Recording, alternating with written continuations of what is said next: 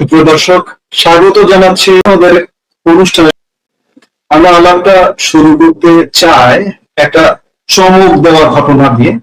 হঠাৎ করে ভুটানের রাজা ঢাকা সরকারের পক্ষ থেকে বলা হচ্ছে যে যাত্রা বিরতি। এই বিষয়ে আপনার ব্যাখ্যা কি? দেখুন, ভুটানের রাজা এবং যিনি খেচার ওয়াংচুক, তিনি আমরা শুনেছি যাত্রা বিরতিতে এসছেন। তো যাত্রা বিরতিতে সাধারণত তখনই হয় কেউ এক জায়গায় যাত্রা করলো, মাঝখানে বেরোল। আমরা কিন্তু জানি না তিনি কোথায় যাত্রা করেছিলেন। আর সাধারণত ভুটান থেকে বের হতে হলে ভারতের আকাশ সীমায় যাওয়া, ভারত, এরপরে থাইল্যান্ড বা ওদিকে মধ্যপ্রাচ্যে গেলে অন্যান্য দেশ। বাংলাদেশের এই আকাশ সীমায় তিনি এসছেন যাত্রা বিরতি। ঠিক আছে, যাত্রা বিরতি ধরে নিচ্ছি। ভুটানের যিনি রাজা বর্তমান, তিনি এই মুহূর্তে এই দক্ষিণ এশিয়া শুধু নয়, গোটা এশিয়া অঞ্চলে তিনি অন্যতম প্রভাবশালী ব্যক্তি। তার সাথে আমেরিকার সম্পর্ক ভালো, চীনের সম্পর্ক ভালো, ভারতের সম্পর্ক, এবং অনেক ক্ষেত্রেই আপনারও মনে আছে যে তাকে আন্তর্জাতিক বিভিন্ন সমস্যা নিরসনে দতিয়ালির কাজে উন্নতি লাগানো হয়। তো ভুটানের যে রাজা ঢাকায় এসছেন, ওনার সাথে বাংলাদেশের একটা অন্য সম্পর্ক আছে। তিনি সাবেক প্রধানমন্ত্রী শেখ হাসিনার ছেলে সজীব ওয়াজেদ জয় সাহেবের বাল্য বন্ধু, স্কুল জীবনের বন্ধু। তারা ননিতাল স্কুলে পড়েছেন ভারতে একসঙ্গে। সেই সূত্রে এই রাজা জিগমে ওয়াংচুক, পেশার ওয়াংচুক, তিনি কিন্তু শেখ হাসিনাকে মা সম্বোধনে ডাকেন, পাঁচ হয়ে সালাম করেন, এবং এই যে সালমাবাদের পুতুল, এদেরকে তিনি একদম আপন বোনের মতো দেখেন। এবং আপনি এটাও জানেন যে বঙ্গবন্ধুর যে অসমাপ্ত আত্মজীবনী যেটা হয়েছে, সেটা ভুটানেও কিন্তু সংস্করণ বের হয়েছে এই রাজার উদ্যোগে। তো শেখ হাসিনা মানে ভুটানের রাজ পরিবারের কাছে উনি ঠিক রাজমাতার সমান সম্মান উনি পান, রাজমাতা। তো এই ভুটানের রাজা, যার কাছে শেখ হাসিনা মায়ের মতো, যার কাছে সাইমাবাদের পুতুল বোনের মতো, বা সত্যিবাদী হয়তো একেবারেই বাল্যকালের বন্ধু, শিশুকালের বন্ধু আসলে। তো এটা বোঝার জন্য তার রকেট বিজ্ঞানী হওয়ার প্রয়োজন নেই যে উনি বাংলাদেশে এসছেন শেখ হাসিনার মামলা মকদ্দমার বিষয়গুলোকে জানতে, এবং তিনি এসছেন অবশ্যই শেখ হাসিনার যে প্রত্যাবর্তন যেটা ঘটবে যে কোনো সময়, সেই বিষয়। এবার আমরা হয়তো রাষ্ট্রযন্ত্রের কাছে অনেক কিছু জানতে পারবো না। রাষ্ট্রযন্ত্রের বর্তমানে যারা আছে তারা তো আমাদের অনেক কিছু জানায় না। যে ধরুন যে জাতিসংঘে যে শান্তি নিরাপত্তা পরিষদের যে ঘোষণাটা বা হুঁশিয়ারিতে এসছে যে বাংলাদেশে আল কায়দা প্রবেশ করছে, এটাকে তো বলে দিয়েছে অনুমান নির্ভর। আবার হিউম্যান রাইটস ওয়াচ যেটা দিয়েছে বাংলাদেশে, এই যে বিনাধিকারে বন্দীদের আটকে রাখার বিষয়, এটা বলেছে এটা যুক্তিহীন, ভিত্তিহীন। বা রংপুরে যে চারজন হিন্দু সম্প্রদায়ের চারজন সদস্যকে নির্মম নৃশংসভাবে হত্যা করা হলো, ধর্ষণ করা হলো। দেখুন, ধর্ষণ, হত্যা সবকিছু একটা ধামা চাপা। তো কাজেই এই সরকার সবকিছু ধামা চাপা করতে, এমনকি যে পররাষ্ট্র প্রতিমন্ত্রী হুমায়ুন কবির, ওনার বিদেশি নাগরিকত্ব যেটা আমি প্রথম সামনে এনেছি, এটা নিয়েও তো নানান প্রদানি চলছে। এবং আপনিও জানেন, আমিও জানি যে শুধু হুমায়ুন কবির নন, খুব বঙ্গভবনের ভেতরে এবং প্রধানমন্ত্রী বাসভবনের ভেতরে বিদেশি পাসপোর্টধারী আছে, তার প্রমাণ আমার কাছে, সুনির্দিষ্ট প্রমাণ আছে। কাজেই এই সরকার ভুটানের রাজনৈতিক মেয়ে খেসার ওয়াংচুক কেন এসেছেন আমাদেরকে জানতে দিবে না, কিন্তু আমরা বুঝি।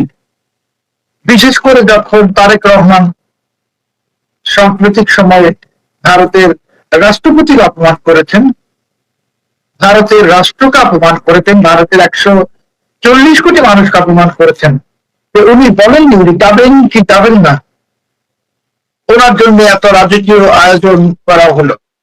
এরপর ভারত নিশ্চয় চুপ করে বসে থাকবে না। আর আপনি জানেন যে আমাদের বিদ্যুৎ গুলো রামপাল বলুন আর আদানি বলুন, এগুলো তো ভারতের। তো বিদ্যুৎ গুলো যদি বন্ধ হয়ে যায় বা এবং ডিজেল সরবরাহ বন্ধ হয়ে যায়, তার খুবই প্রকট সম্ভাবনা যে কোনো সম্বন্ধ করতে ভারত, তখন আপনি পাকিস্তান থেকে বিদ্যুৎ আনুন বা আমেরিকা থেকে নিয়ে আসেন, জাহাজে করে কোনো সমস্যা তো নাই, ভারতের সমস্যা নেই। আপনি এই রাশিয়া থেকে চীন থেকে জাহাজে করে ডিজেল নিয়ে আসেন ইরানকে বুঝিয়ে। তো এসব কর্ম কাজে এই সরকার এখন ভয়ঙ্কর বিপদে আছে, ভয়ঙ্কর বিপদে। আমি শুধু একটা শব্দ উচ্চারণ করলাম, ভয়ঙ্কর বিপদ।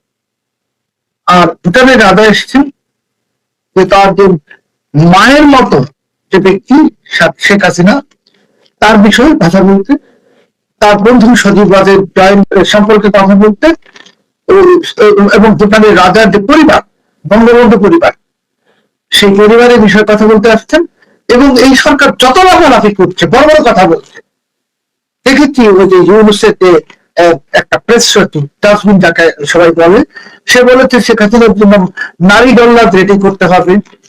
তো নারী দল্লাদ শেখ হাসিনার জন্য রেডি করতে হবে না। যারা এই 2024-এর অভ্যুত্থানের সঙ্গে জড়িত, দেখুন বাংলাদেশ সেনাবাহিনী কিন্তু এটাকে বিপ্লব বা আন্দোলন বলে না, বাংলাদেশ সেনাবাহিনী বলে অভ্যুত্থান। আর অভ্যুত্থানের শাস্তি সংবিধানে কি সেটা আমরা জানি। তো যারা শেখ হাসিনার ফাঁসি চায় তারা সবাই ফাঁসির দড়ি পরে বসে আছে, শুধু এটা থেকে টান করবে। এই টানটা কখন করবে সেটার অপেক্ষায় আমরা আছি। কাজে এখন ভুটানের রাজা আসছে, আরো অনেক কিছু আসবে, দেখবেন সব শেষে শেখ হাসিনা চলে আসবেন। এবং শেখ হাসিনা যে আসবেন তার আলামতই হলো আজকে ভুটানের রাজার কথিত যাত্রা বিরতি।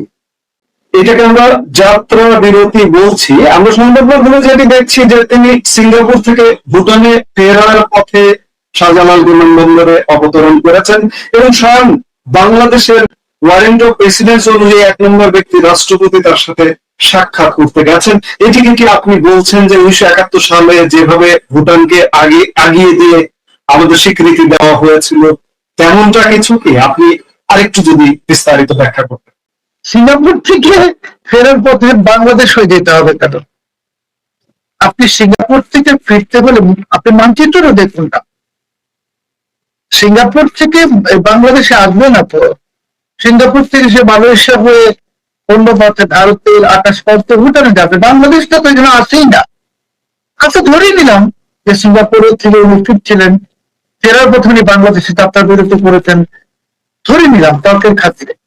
উনি বেড়াতে তো আসেন নাই, যে তিনি যখন প্রেসিডেন্টের সঙ্গে দেখা করছিলেন যে ফুলের তোড়া দেওয়ার ব্যাপারটা আপনি দেখুন, যে এতটা নার্ভাস যে ফুলের তোড়া হাত থেকে পড়ে যাচ্ছিল প্রেসিডেন্টের পিছনে যে গার্ড তাদের হাত থেকে।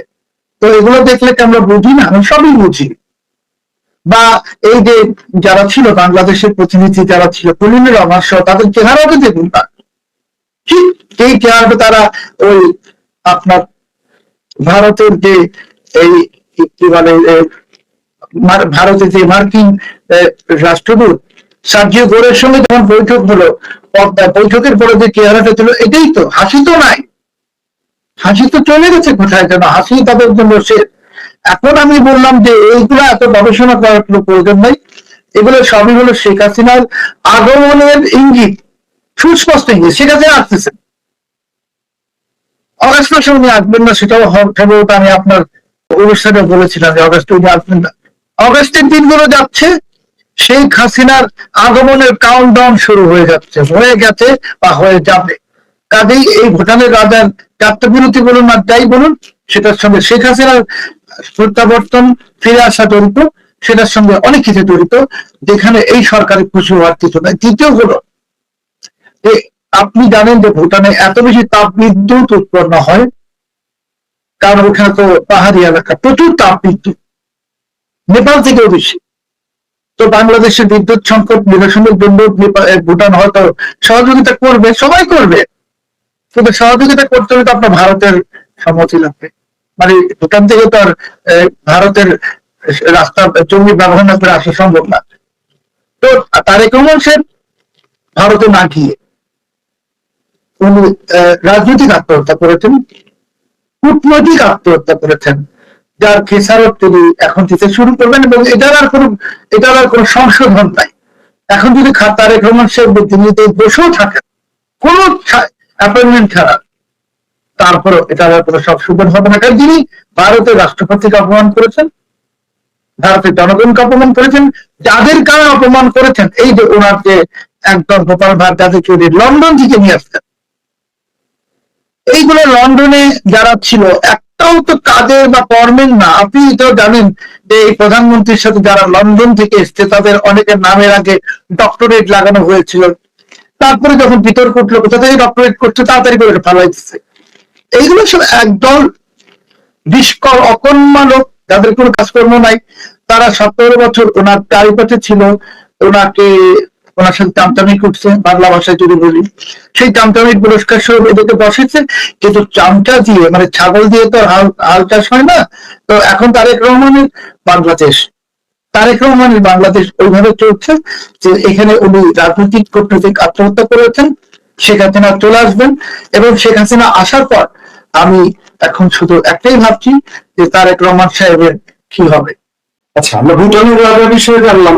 আরেকটি জিনিস লক্ষণীয় যে আমরা গত জাতিসংঘ সাধারণ পরিষদের অধিবেশনের পর থেকে ডক্টর ইউনূসের আমেরিকা মুভমেন্ট, আমেরিকার এত বন্ধু, এত ঘনিষ্ঠ জন, আমরা আমেরিকা যাওয়া দেখলাম না। এবং সাম্প্রতিক সময় আপনি জানেন যে একটা গুঞ্জন চলছে যে ডক্টর ইউনূসের রাষ্ট্রপতি হওয়া হলো না, জাতিসংঘের মহাসচিব হওয়া হলো না, এখন প্রধানমন্ত্রী তারেক রহমানের একজন বিশেষ দূত, মন্ত্রীর মর্যাদার হয়ে তিনি জাতিসংঘ পর্যন্ত যেতে পারেন। এটি নিয়ে আপনি কি ব্যাখ্যা দেবেন? আমি কিন্তু বলেছি তারেক রহমান সাহেব কূটনৈতিক এবং রাজনৈতিক আত্মহত্যা করেছেন ভারতে না গিয়ে। তো তারেক রহমান সাহেব আসলে আমি জানি না ওনাকে কারা কি বুদ্ধি দেয়, 7 মাসের বেশি সময় ইউনূস ক্ষমতায় নেই। তো ইউনূস কি 7 মাসে আমেরিকায় গেছে একবারও শুনেছেন? ইউনূস তো যেতে পারছে না। ইউনূসের বিরুদ্ধে আমেরিকাতে তদন্ত চলছে। আর ইউনূস তো নিজেই যখন সরকার প্রধান ছিল 2বার আমেরিকায় গেছে, 24 এবং 25। সে কি ডোনাল্ড ট্রাম্পের সঙ্গে দেখা করতে পেরেছে? পারে তো নাই। এবং তারেক রহমান সাহেবও ডোনাল্ড ট্রাম্পের সঙ্গে দেখা করতে পারবেন না, উনার খলিলুর এটা পারবে না। হ্যাঁ, তারেক রহমান সাহেবের একজন যোগ্য লোক এখন আছেন নিউ ইয়র্কে, আইরিন খান, যিনি জাতিসংঘে বাংলাদেশের স্থায়ী প্রতিনিধি। তো ওই আইরিন খানই যথেষ্ট যদি কিছু হয়। আর ইউনূসকে উনি নিয়ে যাবেন, এটাতে গুজবটা ছড়ানো হচ্ছে, আমিও সেই গুজবটা শুনেছি, কিন্তু আমার মনে হয় না। কারণ ইংরেজিতে একটা প্রবাদ আছে, no one kicks the dead horse. Tarique Rahman সাহেব জানেন যে ইউনূস একটি মৃত ঘোড়া, এই মৃত ঘোড়াকে নিয়ে ট্রেনে কোনো লাভ নাই। এখন ইউনূসকে যত তাড়াতাড়ি মাথা থেকে নামানো যায় সেই চিন্তায় তারেক রহমান আছেন। আপনি জানেন তাকে প্রেসিডেন্ট বানানো হয়নি। আপনি বলবেন দেখলাম তো ইউনূসকে নিয়ে গেল শপথ গ্রহণ অনুষ্ঠানে, একদম সবার সামনে বসালো, অথচ সাবেক রাষ্ট্রপতি মোহাম্মদ শাহাবুদ্দিন সাহেবকে সেই অনুষ্ঠানে দেওয়া হলো না। এগুলো তারেক রহমান সাহেব একটু ভদ্রতা দেখাচ্ছেন। উনি তো কৃতজ্ঞ ইউনূসের প্রতি, তাই না? ইউনূসের কারণেই তো উনি ক্ষমতায় বসেছেন। কিন্তু শেষ তো ইউনূসকে যেহেতু পশ্চিমারা মার্কিনীরা টয়লেট পেপারের মতো ছুড়ে ফেলেছে, তারেক রহমান এখন আর তাকে কিছু বাড়াবেন না, এইটা উনি বেড়ে গেছে। তবে আমি নিশ্চিত ভাবে আপনাকে বলছি যে শেখ হাসিনা আসার অনেক আগেই দেখবেন যে ইউনূসের কপালে অনেক খারাপ কিছু আছে। কারণ তারেক রহমান যখন বুঝে যাবেন যে ওনার সর্বনাশ হয়ে গেছে, এবং খুব তাড়াতাড়ি 1 সপ্তাহ থেকে 10 দিনের মতো, তখন দেখবেন অনেক লন্ডন থেকে আনা লোকগুলাকে উনি প্যাকেট করে আবার লন্ডনে পাঠিয়ে দিবেন। কারণ উনি যখন বুঝে যাবেন যে এখন ওনার লন্ডনে যাওয়ার রিটার্ন টিকিট কাটার সময় চলে আসছে তারেক রহমান সাহেবের, তখন উনি এদেরকে লাথি মেরে মেরে বের করে দেবেন সবাইকে। এবং তারপরে দেখবেন যে ইউনূসের কিছু লোকদের ভিড়ে গেছে বিএনপিতে, যেমন আপনি বঙ্গভবনে দেখতেছেন যে ওই ইউনুসের প্রেস সেক্রেটারি কিছু বিতর্কিত লোকের সঙ্গে পাকিস্তানপন্থী লোক যারা বঙ্গভবনে এখন প্রবেশ করেছে তাদের সাথে সেলফি তুলছে, এটা তুলছে সেটা তুলছে, তো কাজেই আপনি দেখবেন যে এই লোকগুলা সবগুলা লোকের এই ইউনুসের সেই ডাস্টবিন থেকে শুরু করে সবার বঙ্গভবনের ভিতরে যে পাকিস্তানি লোকগুলো ঢুকছে এদের সবার খুব শিগগিরই খুব বাজে পরিণতি আসতেছে।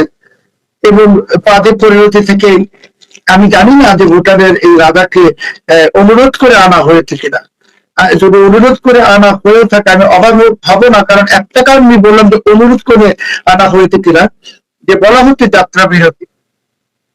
তো যাত্রা বিরতি উনি সিঙ্গাপুর থেকে দিতাম, তাহলে তো এটা একদম তাৎক্ষণিক একটা সিদ্ধান্ত হয়। যাত্রা বিরতি মানে 5-10 ঘন্টার মধ্যে সিদ্ধান্ত হয়।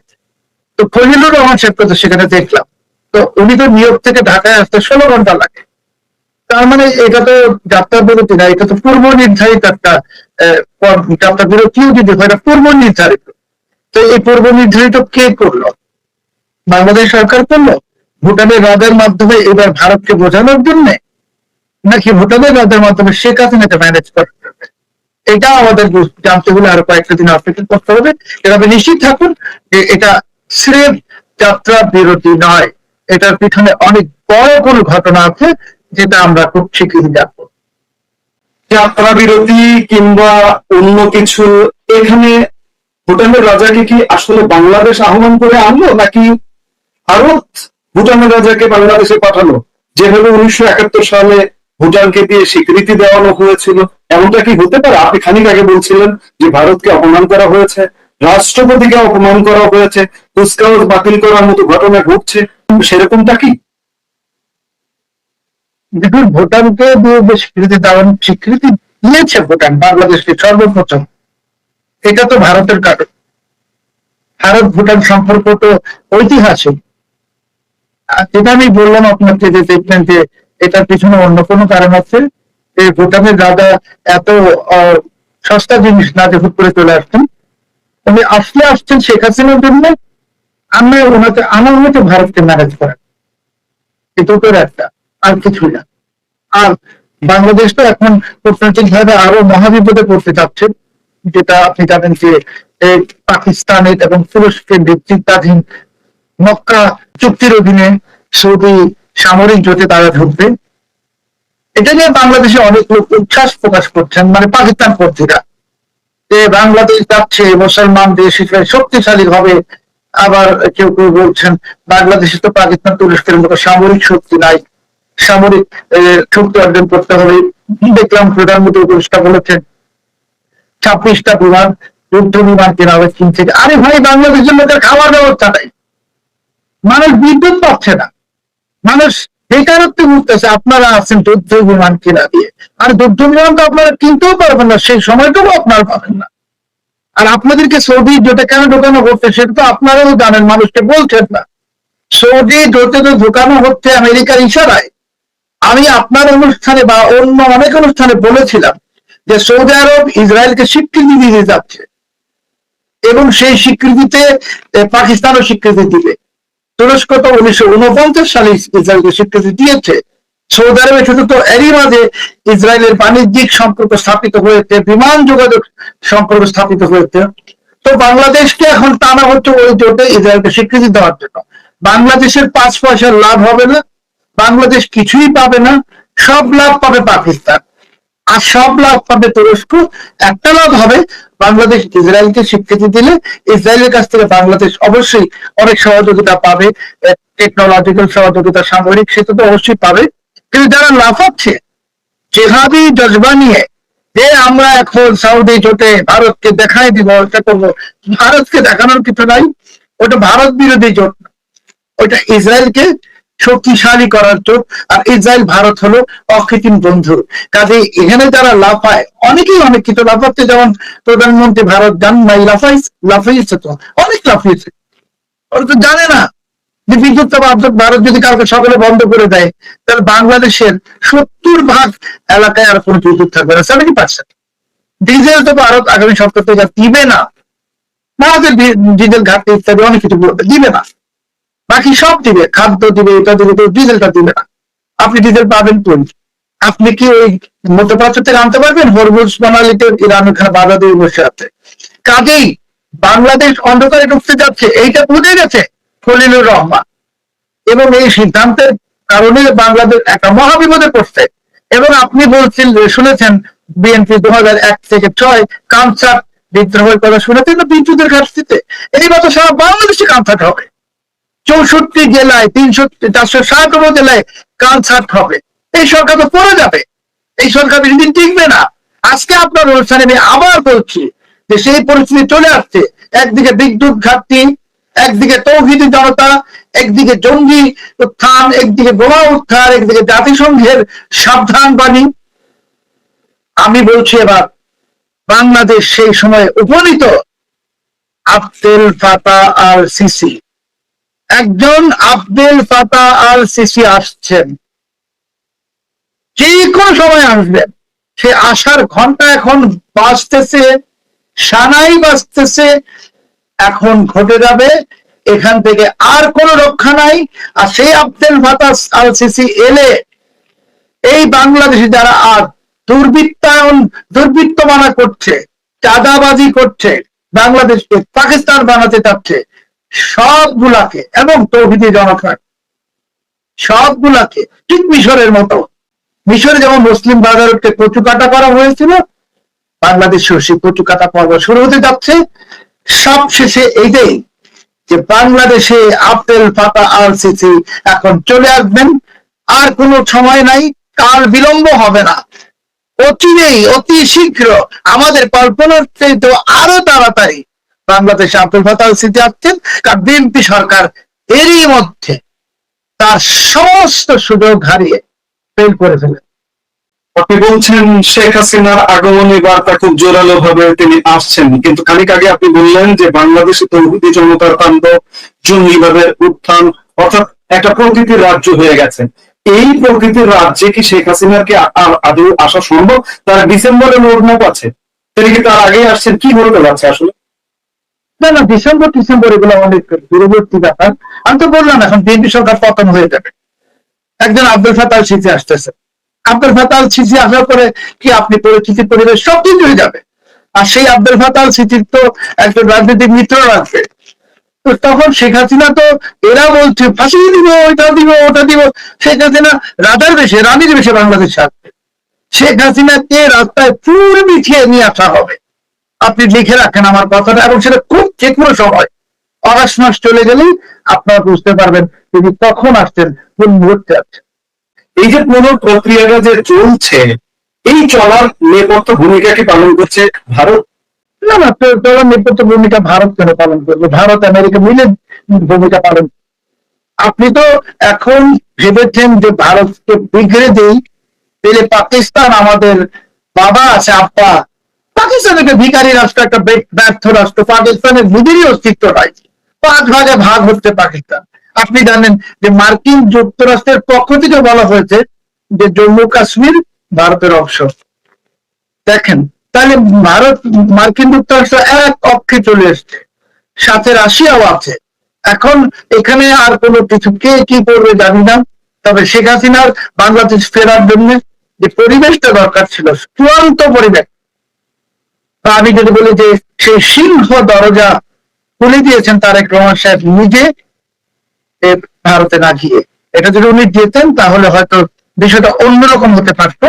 মানে শেখ হাসিনা প্রত্যাবর্তন করতেন, কিন্তু তারপরেও বিএনপি রাজনীতিতে থাকতো বা ক্ষমতায় থাকতো। এখন সিংহ দরজা খুলেছেন। এইবার শেখ হাসিনার যে সুনামি আসবে, সেই সুনামির স্রোতে কে কোথায় ভেসে যাবে, কি হবে আমি জানি না। তবে এখন আব্দুল ফাতাহ আল সিসি আসছেন, যে কোনো সময় আসছেন। বিএনপি সরকার যে কোনো সফল করবে। পাশাপাশি শেখ হাসিনাকে, আবার বলছি, রাস্তায় ফুল বিছিয়ে, রাস্তা দেখা যাবে না, শুধু ফুল, শেখ হাসিনাকে রাস্তায় ফুল বিছিয়ে স্বাগত জানাবে বাংলাদেশের মানুষ। আওয়ামী লীগ না, আওয়ামী লীগ বলে কোনো কথা না, বাংলাদেশের মানুষ যারা ভুক্তভোগী, যাদের খাবার নাই, যাদের কাজ নাই, যাদের বিদ্যুৎ নাই, যাদের গ্যাস নাই, যাদের কোনো সম্ভাবনা নাই, তারাই শেখ হাসিনাকে এবার ফিরিয়ে নিয়ে আসবে।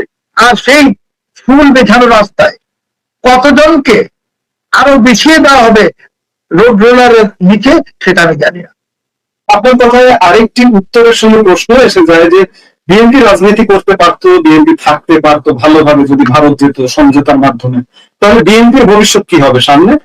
শেখ হাসিনা বিএনপিকে রাজনীতি করতে তো দিয়েছেন 17 বছর, তেমনি বাংলাদেশ পন্থী শব্দ রাজনীতি করবে। বাংলাদেশ বিরোধী অপশক্তি যারা জামাত বা অন্যান্য, তাদের রাজনীতি করার কোনো অধিকার থাকবে না এবং থাকা উচিত না, কারণ এরা বাংলাদেশের অস্তিত্বে বিশ্বাস করে না। তারা আমাদের পতাকা পরিবর্তন করতে চায়, জাতীয় সঙ্গীত পরিবর্তন করতে চায়, বাংলাদেশ নামটাকে পরিবর্তন করতে চায়। সেই পাখি বীজ পাকিস্তানের পাপের সন্তান এবং জঙ্গি জিহাদি, এদের একদম সমাধি হবে বাংলাদেশে। আপনি লিখে রাখতে পারেন, শেখ হাসিনা একবার চলে আসবেন, তার আগে বলছি আব্দুল ফাতাহ আল সিসি যে কোনো মুহূর্তে আসবেন। এখন কখন আসবেন সেটা আর বলার কোনো প্রয়োজন নেই। বাংলাদেশে যেমন এখন যখন তখন বিদ্যুৎ যায়, আমরাও জানি না, ঠিক তেমনি যখন তখন বিএনপি সরকারের পতন হবে। প্রিয় দর্শক, আপনারা হয়তো অনেকেই খেয়াল করেননি 26শে আগস্ট বুধবার বাংলাদেশের কূটনীতির ইতিহাসে একটা অস্বাভাবিক ঘটনা ঘটে আছে। কি সেটা? এই খবর তো আপনারা নিশ্চয়ই অনেকেই জেনেছেন যে ভুটানের রাজা জিগমে খেসা নামগুয়েল ওয়াংচুক হঠাৎ করে বাংলাদেশে যাত্রা বিরতি করেছেন। কোথা থেকে কোথায় যাওয়ার পথে যাত্রা বিরতি? থাইল্যান্ড থেকে ভুটানে যাওয়ার পথে যাত্রা বিরতি। এবং এখানেই অস্বাভাবিক ঘটনাগুলো জড়িয়ে রয়েছে। প্রথমত, থাইল্যান্ড থেকে ভুটানে যাত্রার ক্ষেত্রে বাংলাদেশ তো কোনো ট্রানজিট পয়েন্ট নয় যে এখানে যাত্রা বিরতি করতে হবে। যাত্রা বিরতি করতে গেলে থাইল্যান্ড থেকে ভুটানের ক্ষেত্রে যে ট্রানজিট পয়েন্ট সেটি হচ্ছে ভারতের গুয়াহাটি। তাহলে ভুটানের রাজা কেন বাংলাদেশে যাত্রা বিরতি করতে গেলেন, তাও কয়েক মিনিটের জন্য বা ঘন্টা খানেকের জন্য? তিনি এসেছিলেন খুব ভোরে এবং ভোর 6:30টার ফ্লাইটে আবার ভুটান ফিরে গেছেন। অতএব এখান থেকে আমরা বলতে পারি যে আসলে তিনি বিশেষ কোনো উদ্দেশ্যে বাংলাদেশে ঝটিকা সফরে এসেছিলেন। দ্বিতীয়ত, বাংলাদেশে তিনি যে এলেন তাকে রিসিভ করলেন কে? খোদ আমাদের রাষ্ট্রপতি মির্জা ফখরুল ইসলাম আলমগীর সাহেব। কেন তাকে রিসিভ করতে হযরত শাহজালাল বিমানবন্দরে ছুটে যেতে হলো আমাদের রাষ্ট্রপতিকে? আরো মজার বিষয় হচ্ছে, ভুটানের রাজা কিন্তু বাংলাদেশে যে ঝটিকা সফরে এলেন বা বলা হচ্ছে যাত্রা বিরতি, তো আর যাত্রা বিরতি নয়। বিশেষ উদ্দেশ্যে তিনি বাংলাদেশে নেমেছিলেন বিশেষ কোনো গুরুত্বপূর্ণ মেসেজ বা গুরুত্বপূর্ণ আলোচনার জন্য এসেছিলেন। তো যেটুকু সময়ের জন্য হোক, তিনি কিন্তু সৌজন্য সাক্ষাৎ করতে যাননি আমাদের রাষ্ট্রপতির সঙ্গে, বরং আমাদের রাষ্ট্রপতি সৌজন্য সাক্ষাৎ করেছেন ভুটানের রাজার সঙ্গে হযরত শাহজালাল আন্তর্জাতিক বিমানবন্দরের ভিআইপি লাউঞ্জে। এটাও অনেকটা বিরল ঘটনা নয়? অস্বাভাবিক নয়? এবং আমাদের রাষ্ট্রপতি যে তার সঙ্গে সৌজন্য সাক্ষাৎ করতে গেছেন সেটি সব পত্রিকাতেই এভাবেই এসেছে যে সৌজন্য সাক্ষাৎ করেছেন আমাদের রাষ্ট্রপতি ভুটানের রাজা জিগমে খেসা নামগুয়েল ওয়াংচুকের সঙ্গে। তাহলে ধরে নিতে হবে ভুটানের রাজার এই ঝটিকা সফরের পেছনে বিশেষ কোনো কারণ রয়েছে, সেগুলো আমি আসছি পরবর্তীতে। আচ্ছা, তৃতীয়ত হচ্ছে, আমাদের পররাষ্ট্রমন্ত্রী ডক্টর খলিলুর রহমান যুক্তরাষ্ট্রে ছিলেন, তাকে কেন হঠাৎ করে 16-17 ঘন্টার জার্নি করে বাংলাদেশে ছুটে আসতে হলো? এই কারণেই বলছি যে হঠাৎ করে তাকে কেন ছুটে আসতে হলো। সামনে তো জাতিসংঘের সাধারণ পরিষদের অধিবেশন, তিনি সাধারণ পরিষদের প্রেসিডেন্ট নির্বাচিত হয়েছেন, এই জন্য 1 বছরের ছুটিও নিয়েছেন বলা যায় বাংলাদেশ সরকারের কাছ থেকে, প্রধানমন্ত্রীর কাছ থেকে। এবং তার মন্ত্রণালয়, পররাষ্ট্র মন্ত্রণালয় সামলাতে আরো একটি বিরল কাজ ঘটেছে বাংলাদেশে, যে 2 জন প্রতিমন্ত্রী এখন সেই মন্ত্রণালয়ে কাজ করছেন, শামা উবায়েদ এবং মিস্টার হুমায়ুন কবির। লক্ষ্য করার মতো বিষয়, ডক্টর খলিলুর রহমান যখন সাক্ষাৎ করতে গেলেন ভুটানের রাজা নামগুয়েল ওয়াংচুকের সঙ্গে, ডক্টর খলিলের সাথে কিন্তু শামা উবায়েদ বা মিস্টার হুমায়ুন কবিরের কেউ ছিলেন না। তার মানে এই সাক্ষাতের বিষয়গুলো খুবই কনফিডেন্সিয়াল। যদি গোপনীয় কোনো আলোচনা হয়েই থাকে, বিশেষ উদ্দেশ্যে ভুটানের রাজা নামগুয়েল ওয়াংচুক এসেই থাকেন কয়েক মিনিট বা ঘন্টা খানেকের জন্য, কেন এসেছিলেন, কি উদ্দেশ্যে এসেছিলেন? এক নম্বর, চীনের প্রভাব ঠেকাতে ভারতের হয়ে বিশেষ কোনো বার্তা নিয়ে এসেছিলেন তিনি। দুই নম্বর, তিনি কি ভারতের পক্ষ থেকে আওয়ামী লীগের হয়ে দুতিয়ালি করতে এসেছিলেন কোনো বিষয়ে? অথবা তিন নম্বর, ভুটানের খরস্রোতা নদীগুলো ব্যবহার করে ব্যাপক পরিমাণ জলবিদ্যুৎ উৎপাদন হয় আমরা জানি, সেই বিদ্যুৎ রপ্তানির ক্ষেত্রে কোনো বিষয় আলোচনা করতে এসেছিলেন? আর যাই হোক, এইভাবে তাদের বিদ্যুৎ রপ্তানির জন্য ভুটানের রাজাকে ছুটে আসতে হবে, এটি হওয়ার কথা নয়। বরং কি হতে পারে, ভারতের সঙ্গে ভুটানের সম্পর্কটা কি, বা ভুটানকে ভারত কিভাবে ব্যবহার করে, সেই বিষয়ে যদি আমরা একটু পিছনে ফিরে তাকাই বা সেই বিষয়টি আলোচনা নিয়ে আসি, তাহলে অনেকের জন্য বুঝতে সহজ হতে পারে। ভুটান একটি বাফার রাষ্ট্র, ভারত এমনটি মনে করে। বাফার রাষ্ট্র কি?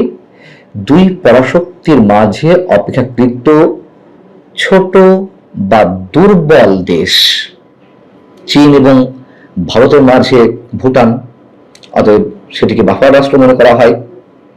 তো সেটিকে কিভাবে ব্যবহার করে নিরাপত্তার জায়গা থেকে ভারত? ভারতের উত্তর পূর্বাঞ্চলকে বা সেভেন সিস্টার্সকে মূল ভূখণ্ডের সঙ্গে যুক্ত করেছে শিলিগুড়ি করিডোর বা চিকেন স্নেক, আমরা সবাই জানি। এই চিকেন স্নেকের ঠিক ওপাশেই হচ্ছে ভুটান, তার ওপাশে চীন। অতএব এই করিডোরকে চীনের আগ্রাসন থেকে সুরক্ষিত রাখতে ভারত ভুটানকে একটি ভৌগোলিক প্রতিরক্ষা বলয় হিসেবে ব্যবহার করে। আবার চিকেন স্নেকের এই পাশে বাংলাদেশ, এবং সেই অংশে বহুল আলোচিত তিস্তা বহুমুখী প্রকল্পের কাজ শুরু হওয়ার কথা, যেখানে চীন অর্থায়ন করতে যাচ্ছে বলে মোটামুটি একটা সিদ্ধান্ত হয়েছে।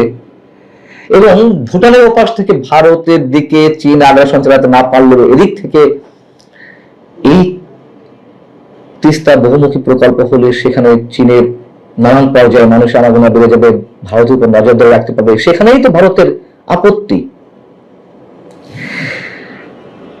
এবং একটি বিষয় মনে করিয়ে দিই আপনাদের, যে 2017 সালে ভুটানের ভূখণ্ডে চীনের রাস্তা তৈরির কাজ শুরু হয়েছিল বা চেষ্টা চলেছিল, সেটি ভারত নিজেদের জন্য নিরাপত্তার হুমকি মনে করেছিল এবং ভুটানের সার্বভৌমত্ব রক্ষার অজুহাতে সেখানে সরাসরি ভারত সেনা মোতায়েন করেছিল। দুই, জলবিদ্যুৎ কূটনীতি। যদি এই বিষয়ে একটু বলি ছোট করে, যে প্রথমে বলছিলাম ভুটানের খরস্রোতা নদীগুলো ব্যবহার করে ব্যাপক পরিমাণ জলবিদ্যুৎ উৎপাদন করা হয় এবং সেই খাতের প্রধান অর্থায়নকারী হচ্ছে ভারত, এবং ভারতই সেই জলবিদ্যুতের একমাত্র ক্রেতা, এবং এর মাধ্যমে অর্থনৈতিকভাবে ভুটান ভারতের উপর নির্ভরশীল হয়ে আছে। আবার এদিকে ভুটান থেকে বাংলাদেশে বিদ্যুৎ আনতে, বিদ্যুৎ কিনতে বেশ কয়েক বছর ধরে আলোচনা চলছে, কিন্তু সেই বিদ্যুৎ আনতে গেলে ভারতের ভূখণ্ড ব্যবহার করতে হবে বা ভারতের জাতীয় গ্রিড ব্যবহার করতে হবে, আর এই জন্য একটি ত্রিপক্ষীয় চুক্তি দরকার ভারত, ভুটান এবং বাংলাদেশের মধ্যে।